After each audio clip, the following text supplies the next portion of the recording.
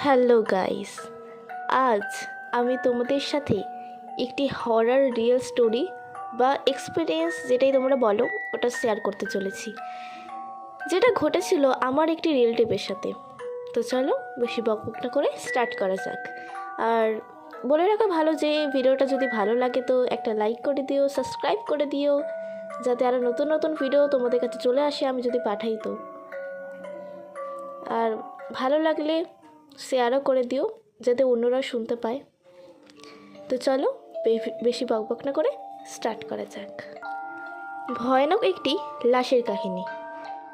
ঘটনাটি ঘটেছিল দোহার থানার চরজয়পাড়া নামক গ্রামের এসপি বাড়ির সামনে সেই রাস্তায়, যেখানে একটা কালভার্ট আছে আর তার ঠিক পাশেই আছে বড় একটা ঝোপ। যে জায়গার আরও একটি ঘটনা আমি এর আগেও সবার সাথে শেয়ার করেছি। এখন আমি সেই জায়গার আরও একটি ভয়ঙ্কর ঘটনা সম্পর্কে তুলে ধরছি। এই ঘটনাটি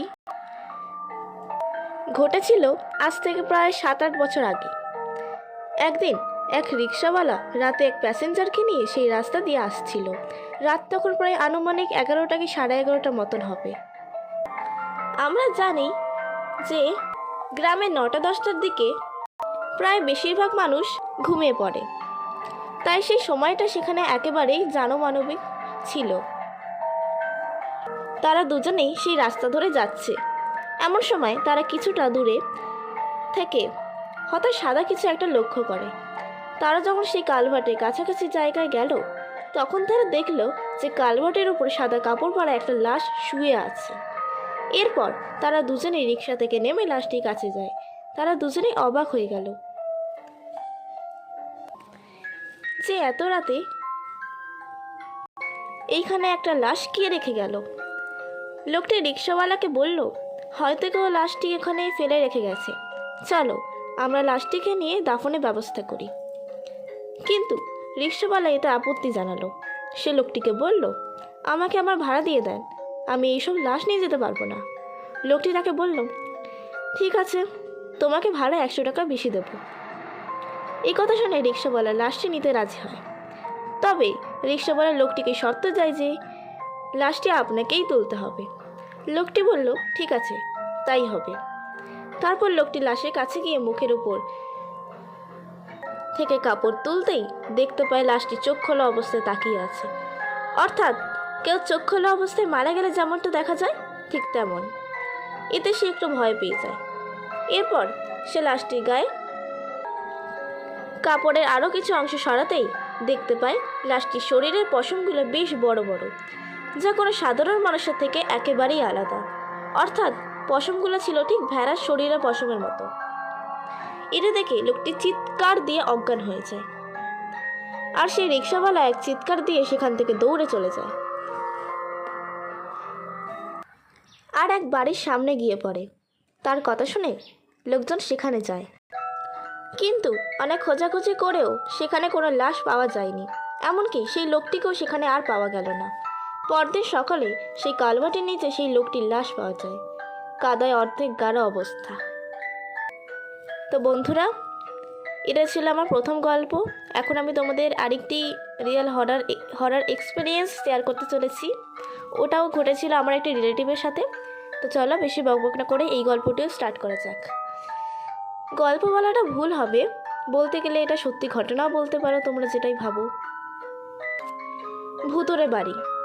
ছোটবেলায় দাদি নানিদের কাছে আমরা সকলেই ভূতের নানা গল্প শুনে বড় হয়েছি। সেই থেকে ভূত বা ভূতুরে বাড়ি সম্পর্কে শুনেছি হাজারো গল্প। আধুনিক পৃথিবী যেভাবে ভূত প্রেতের অস্তিত্বকে আবিষ্কার করে চলে, সেখানে পৃথিবীর প্রায় সব দেশে এখনও অবধি ছড়িয়ে থাকা শত শত ভূতুরের জায়গা, কৌতূহল জায়গায় বই কি। তবে বাস্তবে হয়তো কখনো কখনো জনশ্রুতিতেই গড়ে ওঠে এমন অনেক ভূতুরে বাড়ি বা জায়গা। কোনো কোনোতেও থাকে চমকপ্রদ রহস্য, যা এই জায়গাগুলোকে ঘিরে তৈরি করে ভূতুরে আবহাওয়া। আর এর কোনোটিও যখন শক্ত দলিল প্রমাণ দিয়ে বোঝা যায় না, তখন জমে ওঠে আসল মজা। এরকম কিছু জায়গা কিন্তু বাংলাদেশের নানা প্রান্ত ছড়িয়ে ছিটিয়ে আছে, যা নিয়ে গা ছমছমে গালগল্প চলে এই স্যাটেলাইট আর ইন্টারনেটের যুগেও। আজ জানাচ্ছি সেরকমই একটি ভূতুরে বাড়ি গল্প। রাজধানীর ধানমন্ডি এলাকায় অবস্থিত এই বাড়িটি। সঙ্গত কারণে বাড়ির ঠিকানাটি একটু অজানাই থাক পাঠকদের কাছে। ওই বাড়ির সত্যটা জানার জন্য সেই বাড়িতে ঠিকানায় হাজির হলাম ভর দুপুরে। বাড়িটি আগে থেকেই চিনতাম, তাই খুঁজে পেতে খুব বেশি ঝামেলা পোহাতে হয়নি। ঝামেলাটা হলো বাড়ির ভূতের গল্প আদৌ সত্য কিনা সেটা জানতে গিয়ে। বাড়ির পাশে চায়ের দোকানের মামা থেকে শুরু করে বাড়ির দারোয়ানের প্রতিটি কথাই ছিল রহস্যজনক। তাদের কথা শুনে প্রসঙ্গ এড়িয়ে যাওয়ার কৌশলে আজ করতে পেরেছি ঘটনাটা সত্য। বাড়ির ভাড়াটিয়ার আত্মহত্যা। এই বাড়িতে ভাড়া থাকা প্রায় সব ভাড়াটিয়া বিভিন্ন অদ্ভুত বা ভূতের কাণ্ড কারখানার সম্মুখীন হন। অনেক সময় গভীর রাত 1টা কি 2টার দিকে বাড়িটার ফ্ল্যাটে বারান্দায় রাখা দোলনায় কাউকে দুলতে দেখা যায়। ঘণ্টি দেখেছেন এমন লোকের সংখ্যা নেহাত কম নয়। এছাড়া বাড়ির রুমে অনেকে সময় নাকি গভীর রাতে কারা হইচই করে, কিন্তু তৎক্ষণাৎ রুমে গেলেও কাউকে দেখা যায় না। বাড়িটিকে ঘিরে লোক মনে কৌতূহলে কোনো শেষ নেই। শোনা যায় উক্ত বাড়ি ভাড়া থাকতো যে ভাড়াটিয়া তার ছোট্ট মেয়ে প্রায় 11 বছর আগে গলায় ফাঁস দিয়ে নিজে ঘরে মারা যায়। মেয়েটি মানসিকভাবে অসুস্থ ছিল। এই আত্মহত্যার পর থেকে এমন অদ্ভুতরে কার্যকলাপ শুরু হয়। অমাবস্যায় কালো কুকুর প্রতি অমাবস্যায় রাত 12টা থেকে 3টা পর্যন্ত একদল কুকুর দল বেঁধে বসার সামনের রাস্তায় চক্কর দেয়।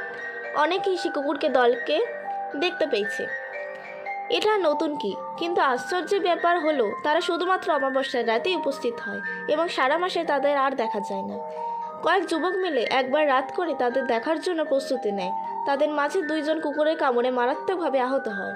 যুবকদের প্রায় সকলেই একটি রেডিও স্টেশনে স্বীকারোক্তি দেয় যে সেই সব কুকুরগুলো কালচে বর্ণের ছিল, কারণ অন্ধকারে তাদের স্পষ্ট দেখা যাচ্ছিল না। তারা একটি ছন্দ মিলিয়ে এক লাইনে হাঁটছিল এবং তাদের প্রত্যেকের চোখ থেকেই এক প্রকার নীলচে আভা বের হচ্ছিল। ঘরময় হাটে হলুদ কাপড়ে কেউ মাঝরাতে কোনো এক রুমের সামনে দিয়ে নাকি রাত 12টার পর একজন বউকে হেঁটে যেতে দেখা যেত, যার পরনে থাকে লাল পাড় দেওয়া একটি হলুদ শাড়ি। সে কোথা থেকে আসে এবং কোথায় যায় তা আজ পর্যন্ত কোনো ভাড়াটিয়া শনাক্ত করতে পারেনি। অনেক ভাড়াটিয়ার নাকি বউটিকে দেখেছে। মেঝেতে জমে রক্ত লাল পানি। বেশ অবাক হয়েছি শুনে যে ওই ফ্ল্যাটের ফ্লোরে পানি জমতো।